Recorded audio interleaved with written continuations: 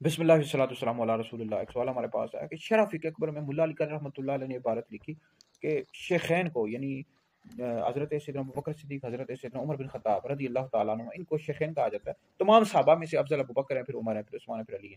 تو ابوبکر اور عمر کو گالی دینا کفر نہیں ہے۔ تو اس پر جو رافضی ہیں، شیعہ ہیں، وہ کہتے ہیں کہ دیکھو شرح فقہ اکبر میں جو اہل سنت کی اتنی زیادہ معتبر کتاب ہے، اس میں لکھا ہوا ہے کہ شیخین کو گالی دینا کفر نہیں ہے۔ تو بھائی اس کا جواب کیا ہے؟ اس کا حوالے سے لوگوں نے ہم سے پوچھا، مفتی صاحب اس حوالے سے آپ کیا فرماتے ہیں؟ بھائی شرح فقہ اکبر آپ مکمل پڑھ لیتے ہیں، صفحہ نمبر اس کے 72 پر لکھا ہوا ہے گالی دینے والا اس وقت تک کافر نہیں ہوتا جب تک کہ وہ گالی دینے کو حلال نہ سمجھتا ہو، یعنی اس کو کار ثواب نہ سمجھتا ہو۔ کسی بھی مسلمان کو گالی دینا، اگر وہ اس کو حلال نہیں سمجھ رہا، گالی دے رہا ہے، تو یہ بہت بڑا گناہ ہے۔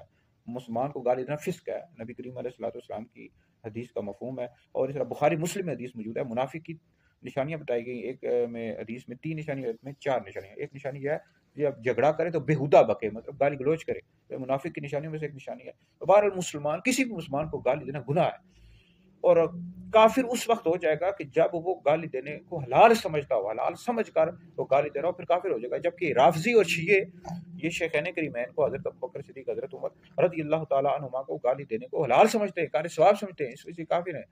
بہت سارے علماء، اکابر علماء کے نزدیک، آپ در مختار پڑھو، اس میں لکھا ہے کہ جو بندہ شیخین پر لعنت کرے یا ان کو گالی دے، ایسا شخص کافر ہو جائے گا۔ تاوہ شامی میں بھی موجود ہے، بحر الرائق میں موجود ہے کہ جو شخص شیخین کریمین پر لعن طعن کرے یا ان کو گالی دے، تو بہت سارے اکابر علماء کے نزدیک ایسا شخص کافر ہو جائے گا۔ تو جو فقہ اکبر میں لکھا ہوا ہے، وہ اس وجہ سے انہوں نے لکھا ہے کہ اگر وہ گالی دینے کو حلال نہیں سمجھتا، گالی اس نے دے دی، تو پھر ایسا شخص کافر نہیں ہوگا، گناہگار ہے جس نے شیخین کو معاذ اللہ گالی دی یا کسی بھی صحابی رسول کو گالی دی۔ بالخصوص یہ جو روافظ ہیں، شیعہ ہیں، یہ حضرت سیدنا صدیق اکبر، حضرت سیدنا فاروق اعظم، حضرت سیدنا عثمان غنی رضی اللہ تعالیٰ عنہ مجمعین کو معاذ اللہ گالیاں دیتے ہیں، تو یہ حلال سمجھ کر دیتے ہیں۔ بھائی ہمارے اکابر علماء کے نزدیک ایسا شخص کافر ہو جائے گا، لعنت کرے یا ان کو برا بلا کہے گا، ٹھیک ہے جی، یا ان کی خلافت کا انکار کرے، ابو بکر صدیق، حضرت عمر رضی اللہ تعالیٰ عنہ کی خلافت کا انکار کرنے والا شخص بھی کافر ہے۔ تو اہل سنت کا ہے بیڑا پارا سابز النجم ہے، اور ناو عطرت رسول اللہ کی۔ اہل سنت کا عقیدہ یہ ہے کہ انبیاء علیہ السلام کے بعد سب سے افضل ابو بکر ہیں، پھر عمر ہے، پھر عثمان ہے، پھر علی ہے۔ جو شخص مولا علی کو ابو بکر عمر سے افضل بتایا، ایسا شخص گمراہ بدین اور اہل سنت سے خارج ہے۔